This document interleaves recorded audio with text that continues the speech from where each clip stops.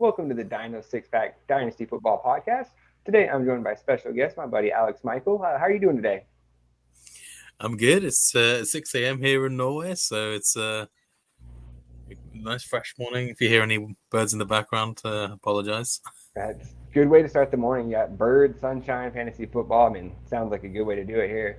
So what we're going to be doing today is a little bit of a different show. I took 13 total trades that went down across like the many different dynasty leagues that I'm commissioner of. So we'll kind of go through the different scoring formats on them and just kind of break down our thoughts on each of the trades. Kind of a fun exercise just because these are trades that are like in actual real leagues that are paid leagues. So they're not just kind of like random ones pulled from the internet. They're like actual trades that have happened.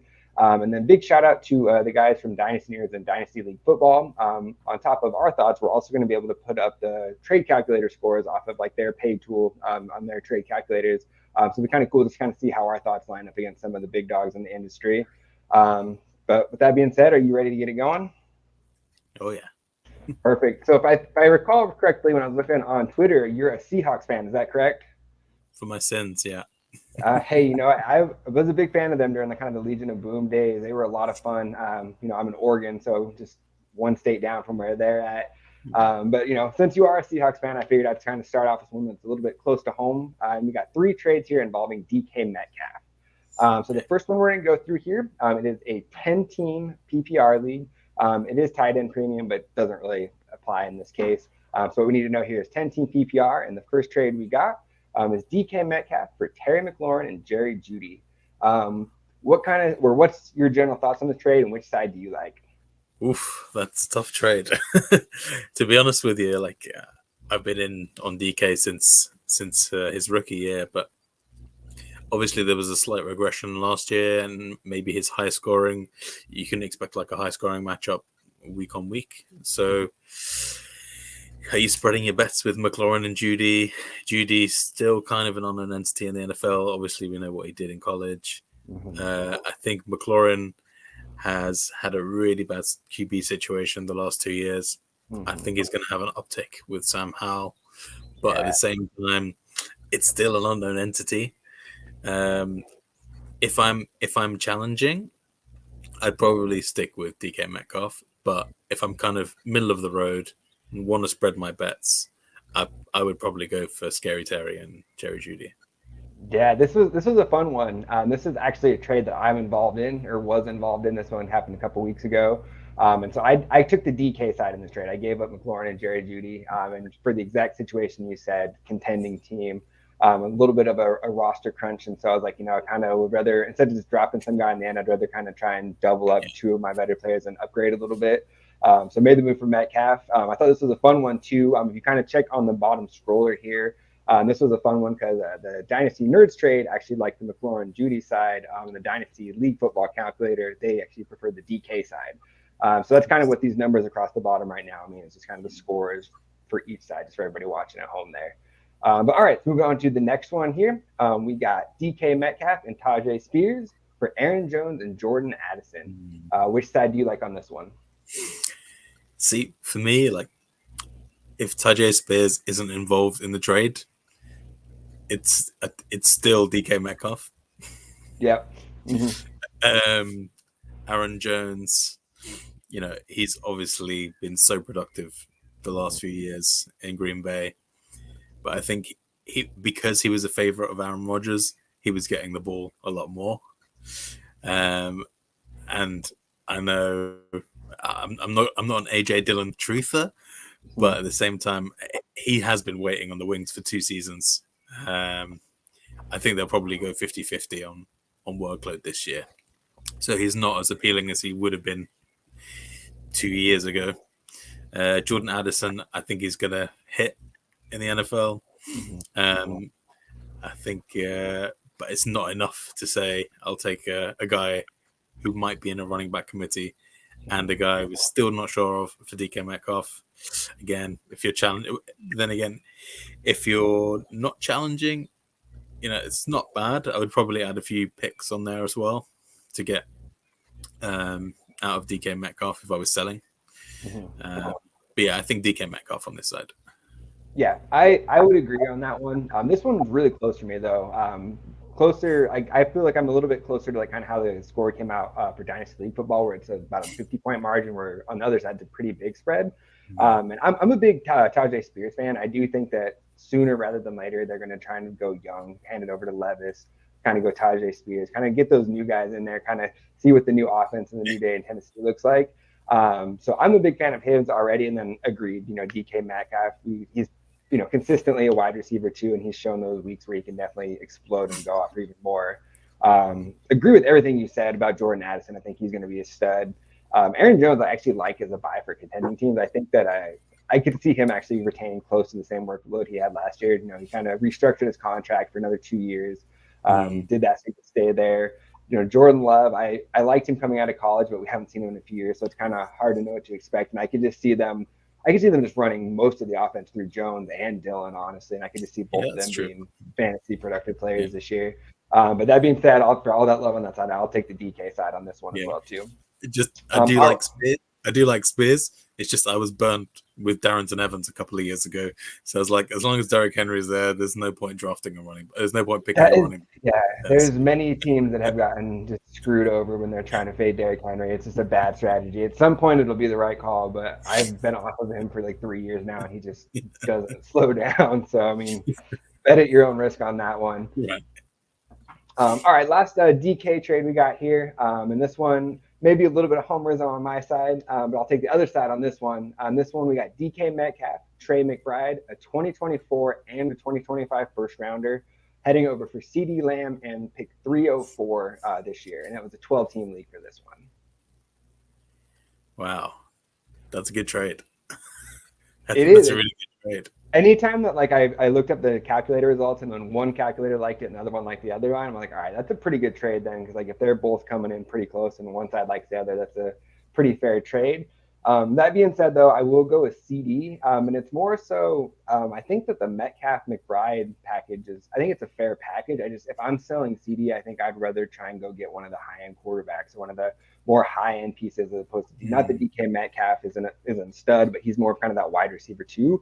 I think I'd rather be trying to flip to maybe downgrade to Waddle and see if I can get a pick thrown in with him. Which side of the trade do you like on this one, though? I think I would, if I'm contending, CD Lamb. Mm-hmm. But if I have nothing, if I've kind of got junk on my roster, that is an incredible trade to pick up. DK Metcalf's not going to be going anywhere in the next 2-3 years. And by then, you'll have 2 first-round picks and DK. Trey McBride, I think he'll still be behind Ertz this season. But again, if you're not contending this year, it doesn't really matter. You just wait it out. Yeah, and you can probably turn around and if you want, try and flip Metcalf for another first, too, if you're really trying to commit to the rebuild at that point. Right. I think, yeah. So I think I'd be tempted to take CD Lamb if I was contending. Yeah, I'll take that side. I think even in a rebuild, I'll go CD just because, he's got that age. It's built in. He's young, still. He's already produced. He showed that even with Cooper Rush last year, he was, he's productive. So, I don't know. I think I'll go that side, but this one was a really close trade. I wasn't involved in this one, but this is one that went off in the group chat. Oh, man, this is a juicy one here. All right, so let's move it on to the next player here. And this is another guy that for some reason just seems to be getting traded all over in all my leagues. I had to narrow it down to just 3 trades for this guy, and that's Jaylen Waddle. I'm a little bit shocked by that. I'm a big fan of his. So to see him get moved so many times is definitely a shock to me. First one we got here, and that's going to be Jaylen Waddle and a 2024 first for Brandon Ayuk, Kyle Pitts, a 2023 pick that ended up being the 10th pick in the draft, 12-team league, and then a 2024 third. What side of the trade you got on this one?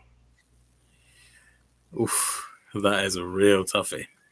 That is as 50-50 as you can get, I think. Another one where one calculator likes it, the other one likes the other side. So this was a good one. Yeah, I think it's a completely fair trade. I think it just depends on kind of roster, the way the roster's set up. So, I mean, if you're willing to say Waddle's your wide receiver 2, if you're willing to drop your wide receiver 2 to become Brandon Ayuk, which isn't too bad, I like that. And you pick up a tight end who's gonna hit this year, hopefully. So can't be worse than last year. Yeah, it can't be any worse than last year. Exactly. Anything will be an upgrade there. And then with the 110, I mean, if someone's picking up Pitts in that trade, they can probably take another receiver. Just more not a dart throw per se, but like they've got a chance to like Johnson. Dave Flowers was there for a few of the drafts that I was in at that point. Yeah. Right. For me, I think I'll go the package. I think I agree with you on this one. I'll take the Ayuk Pitt side, just because I was a big fan of Zay Flowers. He was going around there. Devin Achane, Kendre Miller were some other guys I liked that were available around that 10 spot. So I think I'll go that way. If it would have been a different draft where there wasn't players that I liked at that point, I may just hold on to the sure thing in Jaylen Waddle. But I wouldn't be surprised this year if Brandon Ayuk kind of takes over as like the alpha wide receiver over there. I'm just waiting for it to happen. Yeah, not that Deebo's gimmicky, but like he gets the ball a lot of different ways. A lot of his early production in his career was off rushing stuff, and I just don't know how much that's going to happen now with McCaffrey there. So I think IU could build on where he's at last year. Like you said, I'm all in on Pitts again this year, and moving up that 2024 first up to 110. I'm okay making that sacrifice, moving to a guaranteed back end first pick on that one. Next trade we got here, we got we got Jaylen Waddle and pick 315. This is a 16-team league, so third round, pick 15 for AJ Brown straight up. What side do you like here? I think it's AJ Brown, unquestionably, even in a 16-team league. If you're, how many rounds is the supplemental draft or the rookie draft? So this specific league is actually IDP as well too, and so there are it's a high scoring IDP league, so there are still like some good defenders and like some back end offensive players there, but again, it's still, let's pick like 670 something or 1632, pick like 47 or so it's back a ways. Yeah, I think picking up AJ Brown is a steal, and then I mean this IDP year is really deep for me. So I think could easily snag someone on waivers after. Yeah, we'll have to circle back around to that at some point and talk about this incoming rookie class for the defenders at some point. But moving on to this next trade we got here, this is a doozy on this one. This one had a lot of big names switching sides. We got Jaylen Waddle, Jalen Hurts, DeAndre Hopkins, Tyler Boyd, and Donta Foreman flipping over for Matt Stafford, Justin Jefferson, Kenneth Walker, and Greg Dulcich. What side you got here? I can just imagine what the league chat looked like after that trade went down. Specifics for this one here. This is very similar setup to the last one we just said. 16-team PPR. It's super flex, so bump Jalen Hurts up, quite a bit there, and then it is IDP as well on this one. Yeah, and I think once you mentioned it was a super flex, that's it. It's Jalen Hurts side for me. Stafford has not much longevity left in his career in the NFL, I personally think. And he's in a Rams team, which is basically Stafford to Cup. So whilst that goes on, that's great. But, once he picked up an injury last year, once Cup picked up an injury, that just kind of went away. Jalen Hurts is going to hopefully hit for the next couple of years. Don't really see him moving so long as it's working. Obviously, systems change, but to pick up Jaylen Waddle, Foreman as well has got a bit of something interesting about him this season, in that he's in a kind of thin Bears running back core. I have a feeling that Dalvin Cook's going to end up there, but I can see that. It's a wild take. Tyler Boyd is such a useful piece as well, especially a 16-teamer. Oh yeah, and Hopkins, even without a team, I think even if he signs for a team in week 6, you still got good usage out of him. Whereas, Kenneth Walker, obviously a Seahawks fan, I really like him.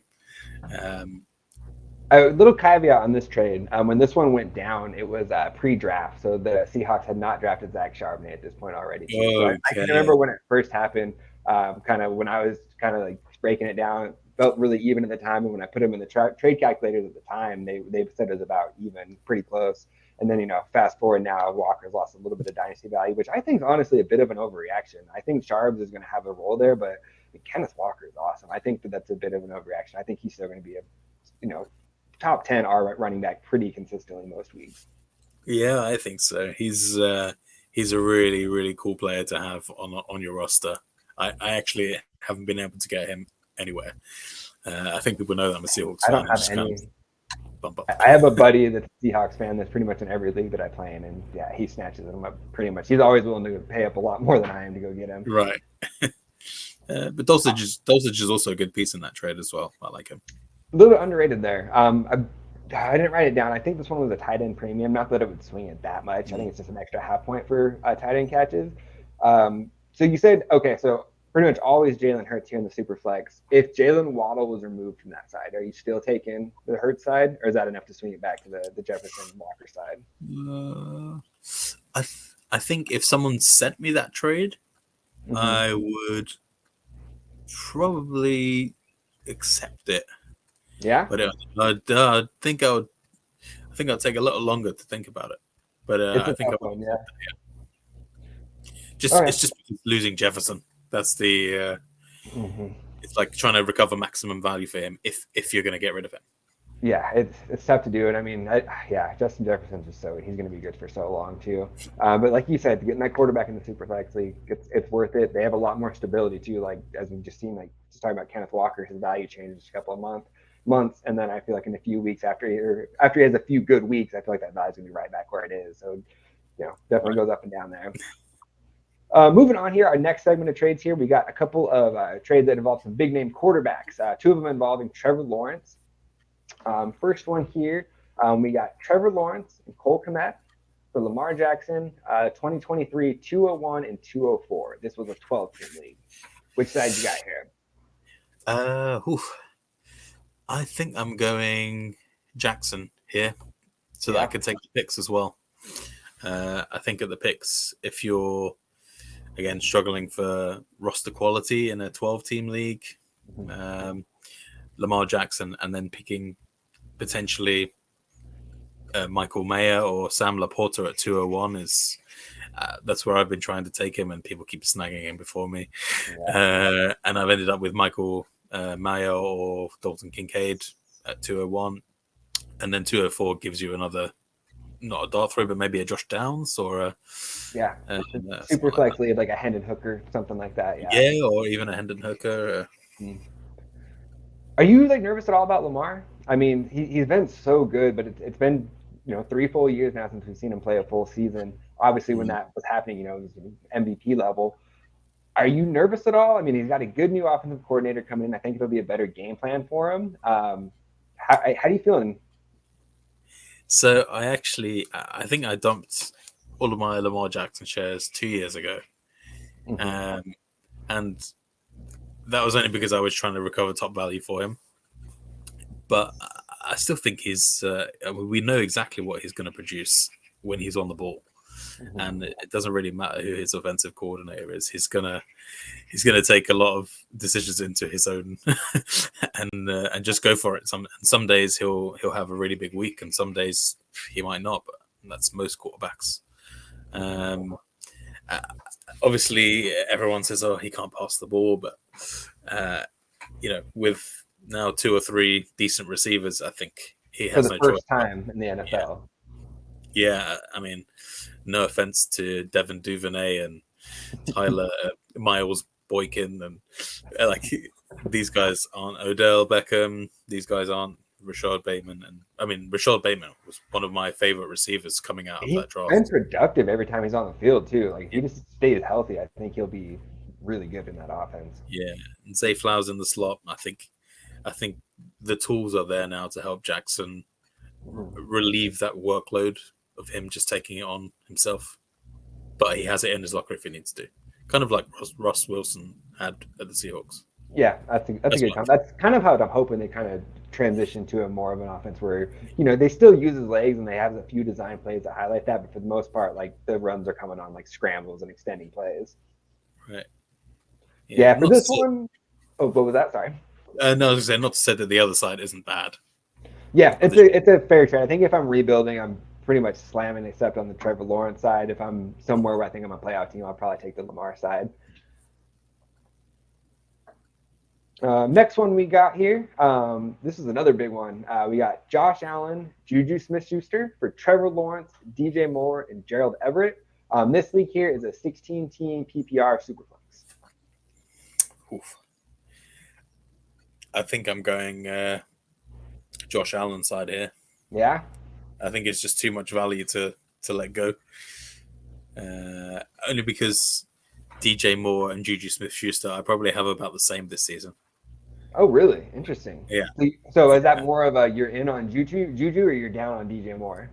I'm down on both. Okay, fair enough. but not crazy down. I think I'm probably a little bit more up with Smith-Schuster in New England. He's got to be the number one target if Mac Jones is able to throw him the ball. Yeah, DJ Moore, I think that whole team is getting a real revamp. Mm-hmm. And I think there's a couple of players there like Mooney, Claypool, who will probably pull some of those receptions from DJ Moore. DJ Moore is definitely there to be the wide receiver one. Mm-hmm. But I still feel that Fields doesn't pass the ball anywhere near enough. I think the most completions he ever made it in a single match was, I think it was 18 or something crazy like that. Yeah. And if he's throwing 18 passes and he has 4 or 5 different options, you're looking at maybe 4 to 6 consistently going to wide receiver one, maybe 7 max. So I mean, that's one reason why I'm maybe lower on DJ Moore, and Smith-Schuster will probably get 7 to 8 anyway per game. Everett, he's obviously the tight end one in LA, but I don't see him being a big impact on any fantasy rosters. I think you could probably pick up a rookie, and especially if you're taking Trevor Lawrence for the long haul, Gerald Everett won't have much value in 2 years. Yeah, it's fair. I'm going to go on the opposite side on this one. I would go, I think, the Trevor Lawrence and DJ Moore side, more so just because I think DJ Moore is going to have a good year in Chicago. I don't think he's going to explode like a Stephon Diggs or like an AJ Brown did. But I do think that he'll be like another consistently solid wide receiver too, kind of somewhere around like that DK, Scary Terry range, in that range. Obviously, the drop off from Josh Allen, that's a huge risk anytime you get anytime you get rid of him, even for a guy like Trevor Lawrence.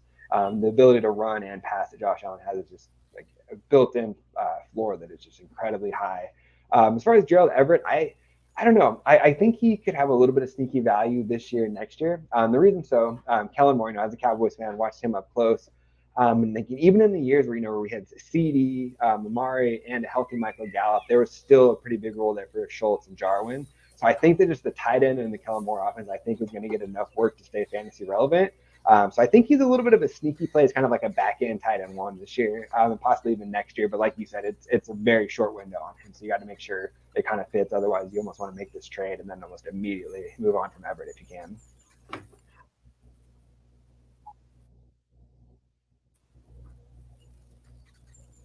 Yeah. Sorry, I did lose you there just for a minute. Oh, perfect. Can you hear me okay now?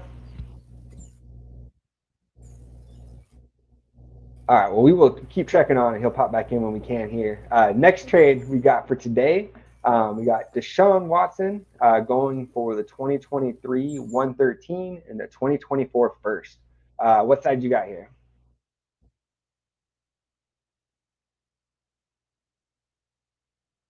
Oh, I think we still lost him here. All right, so I'm just going to kind of keep rattling off solo here, I guess.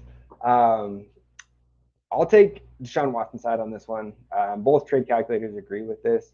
If I was going to move off Watson, I think 2 firsts is a good price, but I want one of those to be quite a bit higher. 16-team league, so 13th pick doesn't really do a lot for me. I believe that Watson's going to bounce back this year in a pretty big way. So yeah, I'll take the Watson side on this one. Next trade we got here, another quarterback, Dak Prescott for the 2023 104. So basically, you're trading Dak Prescott for basically the last of the quarterbacks that remains there in Superflex leagues. We get you back here yet, Alex?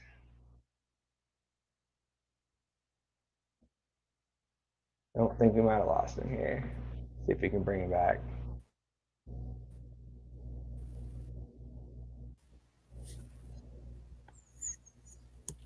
All right. Well, for this one here, I'm going to go Dak Prescott personally, and not just because of the Cowboys hat on my head. I think for Superflex leagues, I think his downfall is a little bit overblown from last year. Of course, everyone wants to talk about like the league high interceptions, and that's a real thing. But there's a good portion of those that were definitely on the receiver, like hitting off the receiver's hands or chest first. So I think that he's going to bounce back. 2023 104. If you were telling me it's the 102 or the 103 we could guarantee, I would get Stroud, Richardson, or maybe even Bijan. At that point, then I think I'd make that swap. But at the fourth spot, I'm not as high on Bryce Young as the rest of them. And in a lot of the drafts, I've seen him be the one that falls before. So if I could work my way up one more spot to that 103, I think I'd take that side. But at 104, I will have to stick with Dak Prescott here. Oh, let's see if you got him back here. We can get Alex back with us.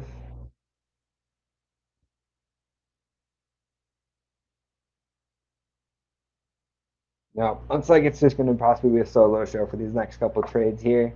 So the next few we had, I'm really bummed about this. We had an IDP section specifically for Alex here. Let's see if we can get him back in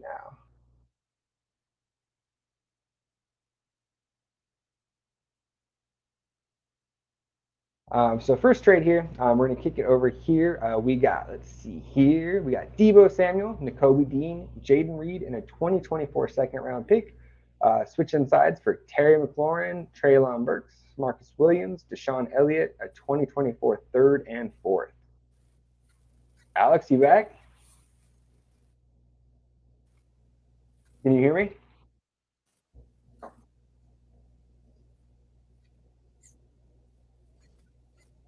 No, I don't think so. All right, so we'll go back to the trade here, and if he pops back in, great. So for me personally, I am going to take. I'll go with the McLaurin and Burke side. Um, Actually, no. Fair trade, obviously. I can't even decide which side. I'll go with the Deebo Samuel side here. Deebo and Reed. I think Jaden Reed's got a pretty good chance to step into that second receiver role there in Green Bay. Middle is wide open now for Nakobe Dean to step in there, and then plus you're picking up that second round pick. So that's the way I'd go. But I mean, it's enough for Scary Terry and Treylon Burks to make me really pause and think about it. But I will. I think I'll go with the Deebo side. Alex, we get you back? I can hear some birds chirping. Yeah, I can. I'm just. I think this might be okay now. Perfect. Well, let's keep it going. So we'll just kind of let you rapid fire here on the two that I kind of went on without you. So Deshaun Watson for 2023, pick 113. I'm so 2024 first. sorry about that.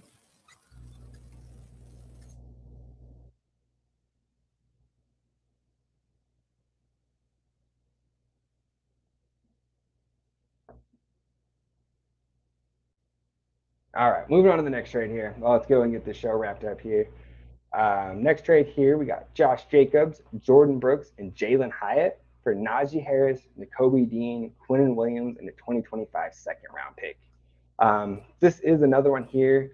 Really had to kind of go back and forth. Ultimately, what slipped it for me is I'm going to take the Josh Jacobs and Jordan Brooks side.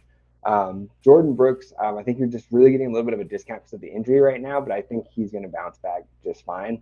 Josh Jacobs, he's got that rare mix of multiple productive seasons, plus he's got that age factor built in. I think he's just barely 25, if I remember correctly. Jalen Hyatt, I'm a little bit down on compared to like a lot of the other draft boards. There's just so many receivers there in New York.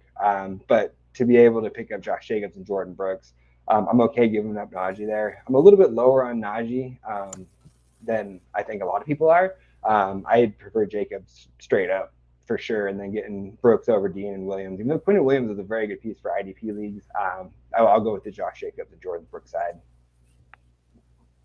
And then last trade we got here today, 16 team IDP league. And we got straight up Shaq Leonard for Dexter Lawrence. Me personally, I feel like this is about as fair of a trade as you can get. It's really just kind of what you need for roster construction. With that being said, I think I would go Dexter Lawrence just in a vacuum, just because it's a lot harder to fill that DN position. I guess in his case, a defensive tackle position, than it is to get those linebackers. So Dexter Lawrence is who I prefer here. Less hope here, Alex. You back? We got you.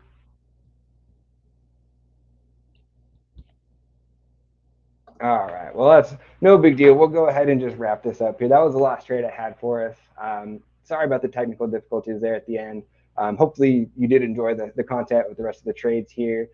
Make sure you subscribe to become an all access member over at Fantasy Six Pack, over at fantasysixpack.net/plans.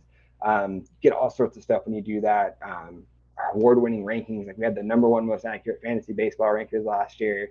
We have DFS tools. Best of all, you get access to our members only Discord forum, where I'm in there, so you can directly message me and get like help that's customized to your specific league. So yeah, head on over there, become a member. Again, big thanks to Dynasty Nerds and Dynasty Football for letting us reference those calculator amounts, just to kind of give us another viewpoint on these trades. Hit that like and subscribe button to see more content like this, and we'll see you guys next week.